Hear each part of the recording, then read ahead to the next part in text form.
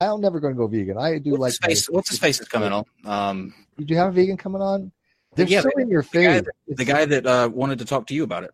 Oh, that guy. Okay, so yeah, I know who you're talking about. I'm happy to have these conversations. I don't want to debate a vegan, but it's just like, wow, are they? It doesn't have to be a debate. It's be a conversation. Yeah. I'm not giving up my bacon, Kyle.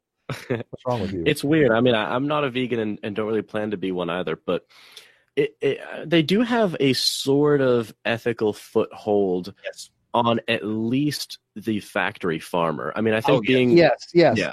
And I get, by the way, I get ethical veganism. I do. My sister is an ethical veganist. They have a point, and they're right. Yeah. I mean, they're right. But see, the thing to fix, though, is the treatment of the animals, right? That I do agree with, right? They should have the humane things, no question about that. That is an ethical consideration. But here's my concern: if all that stuff was taken care of, right? Even if there was a very humane way to kill an animal, they still wouldn't think people are right for eating meat. So at that point, you're not really satisfying. I mean, I tend to agree with them. I think that I consider myself an absolute hypocrite in this department because I'm one of those people that dive bomb for the remote when the Sarah McLachlan commercials come on and they're playing, Arms of the Angel, and like I can't look at that stuff. I can't. Yeah. And if you told me to that I needed to shoot an animal in order to eat, I couldn't do it. Like I physically could not pull that trigger. Yeah, I'm a Bambi killer. I fish though. I do. But yet I'm okay with eating meat. That makes me a complete hypocrite. I completely agree with. I don't particularly think so. I'm not. But I'm not going to go out and kill a deer. I couldn't do it either. I'm a complete hypocrite. Yeah, but we're okay with somebody else doing it. I'll eat the crap out of venison. Yeah, I'll eat it. That's what makes us hypocrite. I think they're right. Yeah. Have you ever hunted, Cal, or ever fished? No, I refuse. Not even fishing? Do you have an ethical argument against it? I've been fishing, but when I was little, but now that I'm older, I couldn't do that. Not even to a like something about the fish coming out and like trying to breathe for air. It just makes me like I can't do it. I'm too. I get it. I don't judge anybody for that. I really don't. Yeah, I can't. I can't do it. That's weird because I honestly plan to, like, after I graduate, get way more into hunting and fishing because I think it's an ethical foothold above at least what I'm currently at, which is just a total 100% hypocrite doing unethical buying of meats that were factory farmed. Yeah, there's a point to be made for that, right? I mean, the factory farms, there's problems with. Nobody's going to disagree with that. But if you hunt for your own food and you do it humanely, I don't have a problem with that. As a matter of fact, sometimes it's beneficial because of overcrowding of the herd. Yeah, but are you really suffer more? Are you really going to just completely hunt all of your food from? I mean, we're still going to at some point. If I had to, I would be a part of that factory thing. You're a glamper, so you're not going to understand this mentality. I can live off the land. I wouldn't mind going to a cabin and be up there for months at a time and just hunt, fish, berry forest. I'm totally with Steve on this one. I love that stuff. I love the mountains. Not to go. Look at me, I'm already halfway there. Not to go like full blown hippie or whatever, but like this is just genuinely how I think. Mm-hmm. They didn't ask to be here, just like we didn't ask to be here.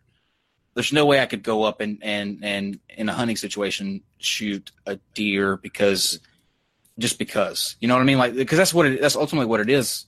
What was it suffering? What was it like if it was suffering? You found it caught in a trap. Suffering, that's different. Yes, absolutely. That minimizes. I think that's just the goalpost a little bit. Yeah, that's not a question.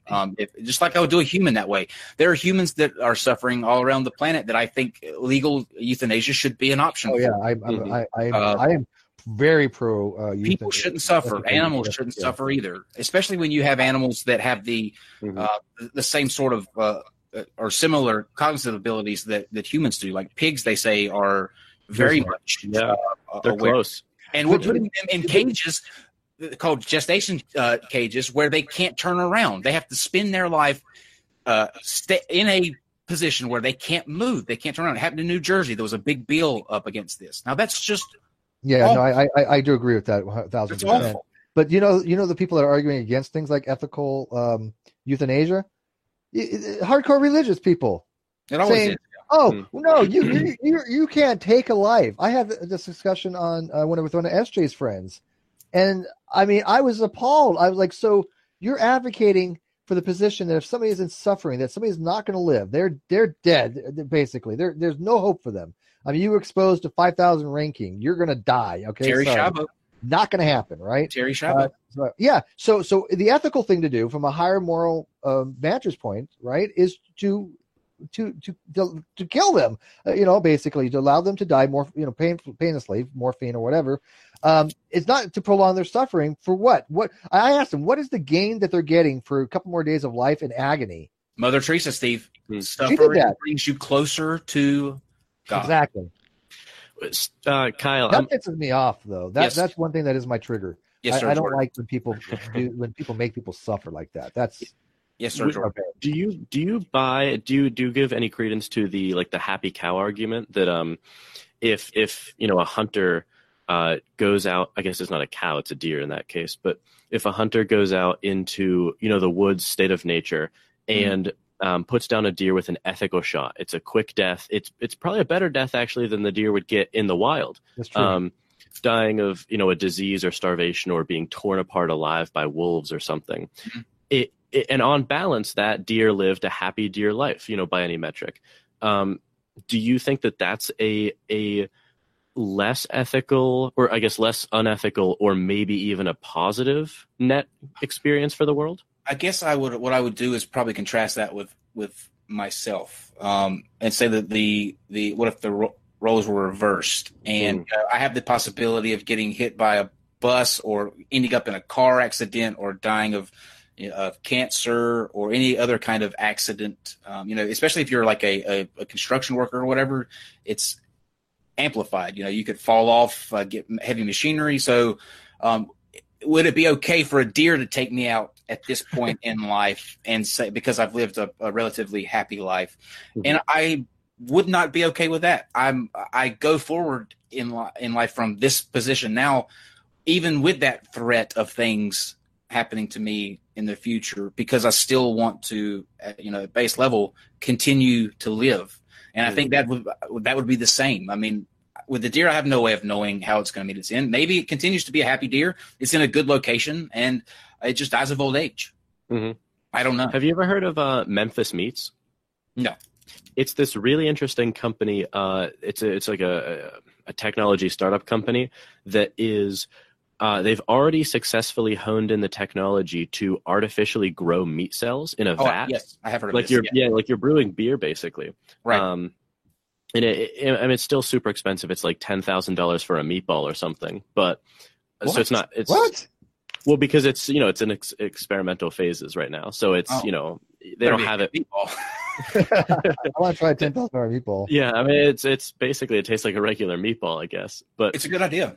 Yeah, I mean, do you have any ethical qualms with that? No, and I think that not only that would solve so many issues. Not only would it, once they ramp it up, not only would it solve the mistreatment of the animals, but it also could be a step towards curtailing hunger around the globe. If you're able to produce this on a mass scale, what I mean. Like you could grow infinite amount of this product without having to wait for the cycle of a cow and the numbers that come with that, and then mistreatment that come with that. I think it's a great idea. I think it's there's actually this thing called what it is a 3D printer that prints steaks now. Yeah. They print a steak out. It's supposed to take pretty similar to meat. And we should be at the point in the society where you're able to take that steak and take a big scoop of THC infused butter and slather it all over it, because one hell of a meal. Marijuana needs to be legalized nationwide. It's that's we totally agree on that. I don't know why it isn't at this point. I mean, but I heard they're introducing a bill on the federal level to remove it from a Class 1 scheduled drug that may pass this year. I don't even smoke anymore. I'm simply doing it for the monetary benefit to the states. This could benefit our state tremendously in terms of it answers all kind of questions. Like, we should be in a position, because nobody that wants to smoke pot isn't smoking pot now because it's illegal. I can guarantee you that. I can guarantee it. So make money on it. Money on it. Well, and also, I mean, tax it and regulate it so it's safer for people. Yeah, I mean, it's the thing is, no one's ODing on weed, they're ODing on like Windex that slipped into it or whatever, just to because it's not regulated. It's ridiculous. If you have alcohol legal in this country, with alcohol is dangerous as fuck. Yes, there are it amplifies domestic abuse, general abuse, car accidents. It is a devastating substance. If that is legal, then you're gonna not have something like marijuana. Which the worst that happens when you smoke marijuana is you drive half the speed limit. Like that is I said that as a joke in a debate that we did, a weed debate that we did with, actually it was SJ, and SJ got back with me the next day and said, I checked out your comment about the driving slow. Turns out that's correct. There were more tickets. There were more tickets written for people going under the speed limit than they overcompensate. And it's a for the most part harmless drug, and yet we're so hypocritical when we're allowing alcohol to remain legal. I don't get it. I don't understand it either. And I mean, it's weird because the crux of a lot of Republicans, but especially libertarian arguments is based on personal freedom. And I mean, unless the harms are so egregious as to outweigh, the freedoms that we should be giving people, which they're not, I don't understand why there's not a Republican uprising of support for these things. It would generate more revenue. You can tax it. I don't understand. Let me give you a visual though, real quick. Okay, let's take John Boehner when he was in Congress as the Speaker of the House. You would see him all the time crying like a baby over something. He would get tearful, and he was so miserable. He's like Eeyore. The moment he gets out, look at what he's doing now. He is in charge of a company that grows marijuana, and he is in a magazine smiling like there's no tomorrow. So don't tell me that there is a reason why marijuana should still remain illegal. Because did John Boehner all of a sudden lose his moral high ground? Did he have him in the first place? What happened between him being in Congress and him getting out?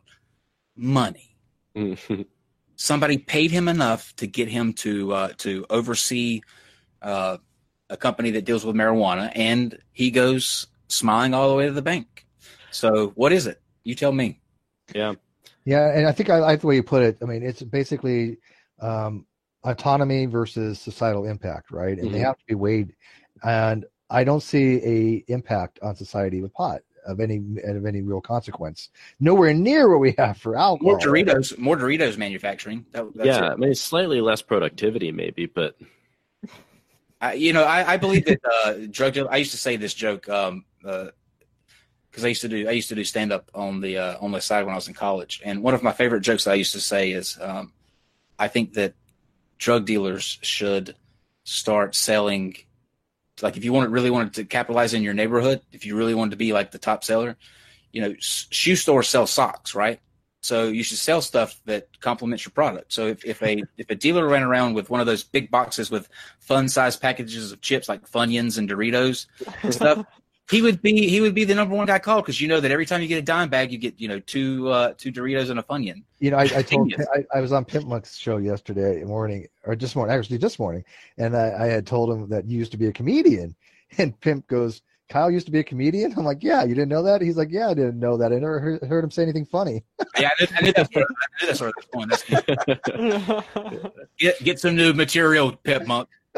Pimp. I'd believe you were a pastor in a past life, though, Kyle. I wanted to be. I would totally believe that. I could see it. I couldn't imagine. I wanted to be. I never got into any of that where I wanted to evangelize to people. I still think I evangelize to some extent on things that I'm passionate about. But people say it all the time. He's going into he's preaching again, is what they say. That's just because I am passionate about things, and they animate me, and I don't hold back, and I don't apologize for how it comes across or anything like that. I'm just me. Sometimes I have no filter. I try to be tactful. Sometimes it doesn't work out that way. Sometimes I say things that are emotionally fueled and charged, and I'm okay with that, because people are emotional. We all feel and we all react, and I'm unapologetic and relentless on that aspect. So I wanted to be a preacher growing up. I wanted to be a preacher growing up, for sure. I think you have the skill set for it. Should I go back? What's that? Should I go back? There you go. I'm going to say no to that one, actually. Come to the altar. Yeah. Unburden yourself.